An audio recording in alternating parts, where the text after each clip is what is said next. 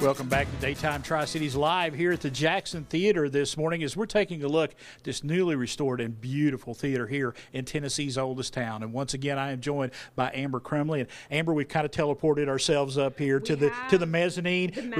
We were down there just a moment ago. There's really not a bad seat in this theater. There is not, no. And we have a lot of people who actually prefer to be up here where we are today. The aisles are a little bit wider, gives you more of a sense of being able to kind of take everything in. You see the theater, yes. You can see the stage, and of course for a movie, it's right in front of you.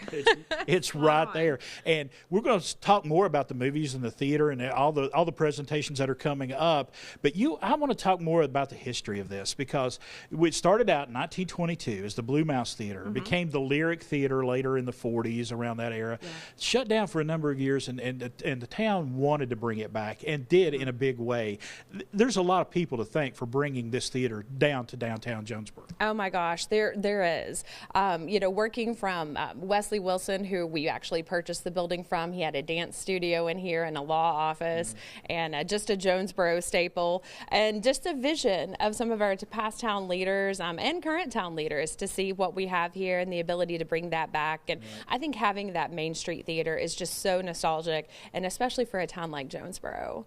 And it starts outside. You've got that wonderful marquee outside showcasing everything that's coming up, the films, the theater productions, the musical performances. People can walk by there and see it on the street level when they're down here shopping. Yes, you can, of course. And you mentioned the poster boxes outside. Those are great. We try to keep those updated and rolling, so people driving by will kind of stop and always look over to see what we have upcoming. Of course, our website's a great place to look. And then we have box office hours here at the theater, too. So Tuesday through Saturday, you can come in and talk to one of the hosts, buy your tickets while you're here, kind of just check the theater out too.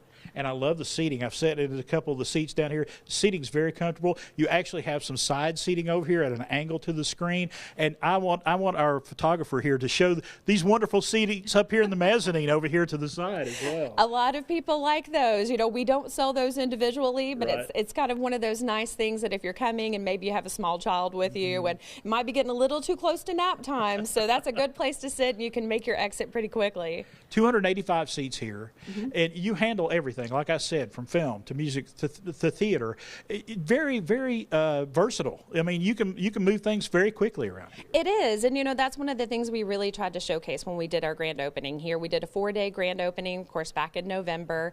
It was everything from live music to the Storytown radio show with our McKinney Center to some vignettes from the Jonesborough Repertory Theater and some storytelling with Donald Davis, who, of course, we have coming up this month as well. So it was nice to be able to just showcase how diverse this space can be and the stage itself. Right. And this is a great centerpiece. I mean, when you've got the historic courthouse downtown, you have all these historic shops. This fits in perfectly with everything going on in downtown. It does. It really does. I feel like it's so iconic. As soon as you turn onto Main, you see, like you mentioned, our marquee, and at night there's lots of people. It's tend to have been like a photo op for people. We've had some engagement photos taken under it. And so it's really nice to see this as kind of a final piece of the puzzle, I feel like, for Jonesborough. And it's something nice that we have going on in the evenings. We have a lot of movies that start at 7. Our live performances typically start at 8.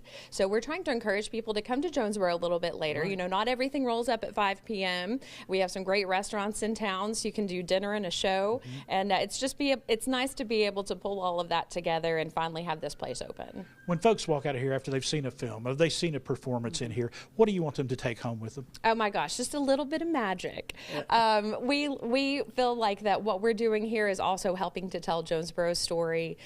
Some of the events that we're having, and bringing in a lot of like Appalachian-based music and storytelling. So we're working on a cultural preservation as well as the preservation of the building, and just kind of, as I mentioned, that nostalgia of the preservation of that time too. A little Main Street Theater.